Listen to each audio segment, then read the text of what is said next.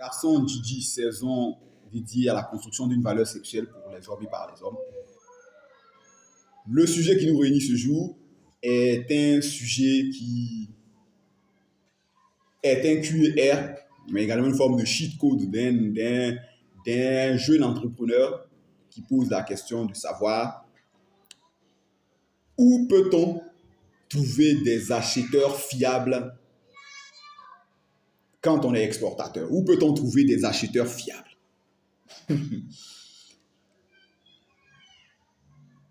Alors, la première chose qui arrive en tête, mais que je ne vais pas citer ici, parce que dans le monde moderne, dans le monde contemporain, les gens aiment ce côté-là, mais ce n'est pas utile.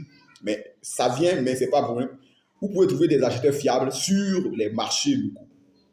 Alors, vous allez dire, mais les marchés locaux, pour parler comme un gars, les marchés locaux sont infestés d'acheteurs malhonnêtes, insolvables, tout ça. Oui, mais c'est là-bas que vous pouvez trouver des acheteurs fiables. Quand même en appliquant la petite psychologie. Parce que peut-être que l'envie d'acheter, l'envie de vendre peut être tenace parce que, par exemple, vous devez faire face à une urgence ou bien à des urgences. Vous devez impérativement et vous cherchez désespérément à entrer dans vos fonds. Donc, toute personne à qui vous proposez votre produit, bien qui se présente à vous, vous voulez lui vendre cela. Mais vous savez que même les acheteurs sur un marché local, c'est-à-dire dans les marchés locaux, ont une forme d'historique du crédit de chaque acheteur. Donc, sans tomber dans une guerre commerciale, parce que des acheteurs peuvent se faire la guerre en imputant certaines irrégularités, certaines capacités de l'un ou de l'autre à vous produire des impayés, c'est-à-dire à vous ramener des impayés ou bien à être des insolvables. Mais vous pouvez faire le tour du marché, proposer vos produits ou les exposer et observer les réactions de chacun. En fonction de cela, et en vous fiant à votre intuition, parce que l'intuition en affaires est très importante, malheureusement, c'est pas beaucoup. On a été à l'école et là-bas, des écoles de pensée, du commerce, des affaires, ont théorisé des choses, mais je vais vous dire que le premier logiciel, ou bien le premier algorithme de sélection de ses clients ou bien de ses acheteurs, c'est votre propre intuition.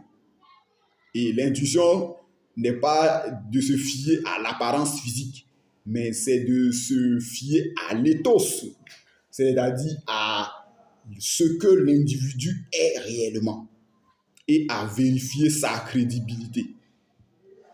Voilà, parce que 50 ou bien 10 personnes ne peuvent pas être d'accord sur la crédibilité d'une personne dans le sens que vous lui accordez votre confiance pour qu'il achète ou bien pour qu'il achète au compte ou bien à crédit une marchandise.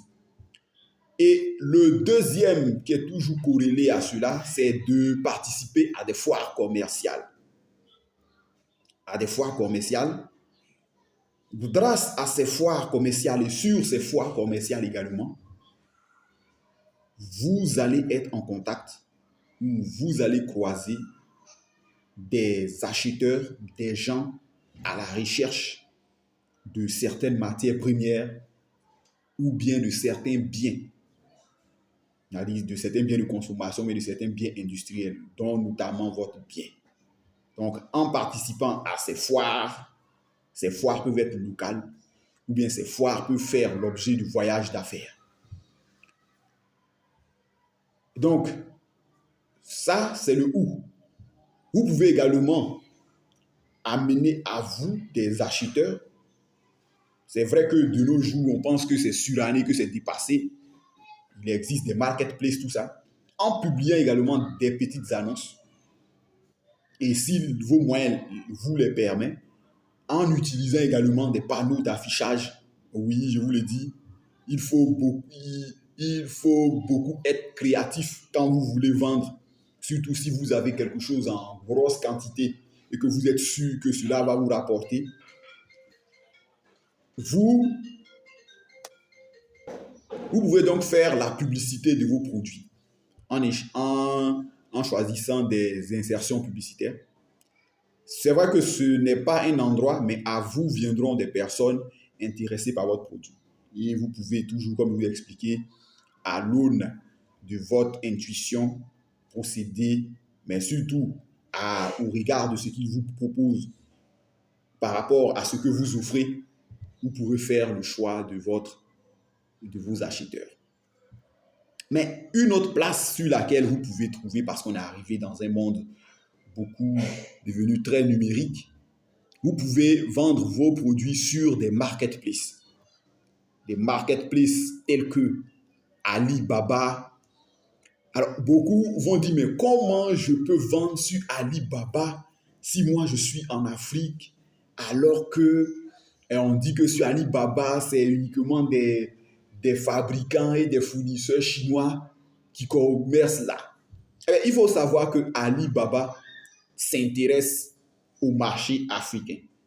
Sur Alibaba, il y a de la place ouverte pour des commerçants africains.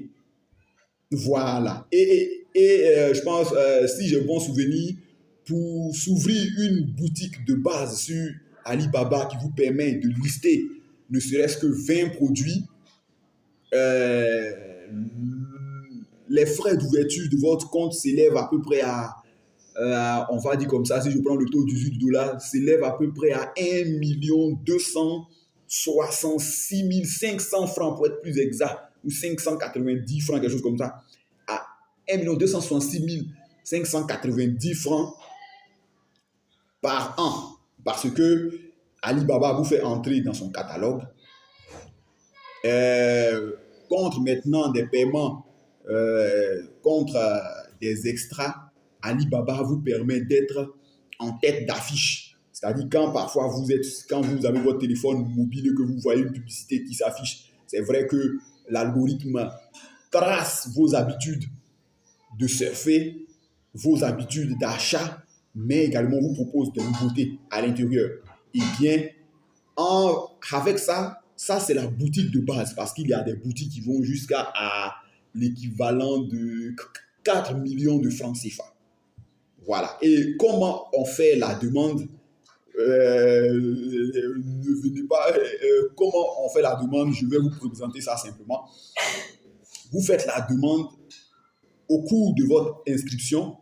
Ok? Au cours de votre inscription, on vous demande de choisir un profil sur lequel vous entrez sur Alibaba. C'est ce profil-là qui détermine, par exemple, le type d'article que vous voyez et le type de prix que vous voyez. Donc, vous pouvez choisir un truc de distributeur ou de grossiste. Et selon, parce que Alibaba également observe vos habitudes d'achat sur la plateforme, mais également observe ou jauge l'intérêt commercial que vous représentez pour lui. Parce que si vous partez là-bas, que vous êtes par exemple si vous mettez un grossiste qui est constitué sous forme de société, ok, mais société basée en Afrique, voici ce que je vends, voici ce que je vends, voici ce que je vends. Selon sa stratégie commerciale, Alibaba vous permet d'avoir accès à la plateforme et vous fait même souvent des propositions en vous envoyant des mails vous invitant à pouvoir être contacté par un commercial d'Alibaba pour échanger sur l'intérêt que ça représente pour eux de vous voir intégrer la plateforme. Mais cela n'est pas gratuit, comme je vous ai dit. Avant, il y avait une offre d'entrée de $999, on va dire à peu près 650 000 ou 500 et quelques mille, qui vous permettait d'avoir 10 produits listés. Donc, quand vous y entrez, c'est en cela que je reviens sur cela, il faut avoir un compte Wise. C'est vrai que Alibaba, pour ceux qui ont des B2B, parce qu'il y a certains fournisseurs qui, vu le chiffre d'affaires que les gars ils engrangent et qui génèrent, Alibaba vous permet un peu d'être un peu en indépendant. C'est-à-dire vous utilisez la plateforme pour vendre vos produits, mais vous avez le champ libre pour négocier vos affaires derrière et vous faire payer sur votre compte bancaire. Parce que Alibaba, pour souvenir que j'ai, voilà, parce que je vous ai expliqué mon expérience antérieure, vous permet par semaine, de recevoir à peu près, je vais dire, bon, ça dépend parce que parfois, ils lèvent le plafond, parfois ils maintiennent le plafond, de recevoir par semaine entre 1 million de francs CFA et 2 millions de francs CFA par semaine.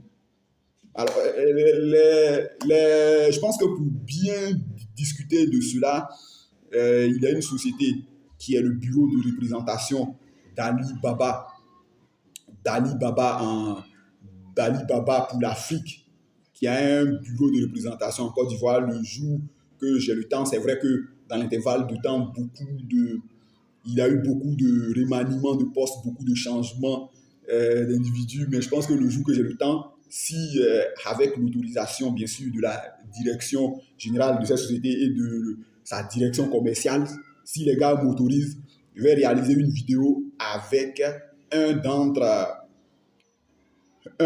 eux qui va vous présenter comment les exportateurs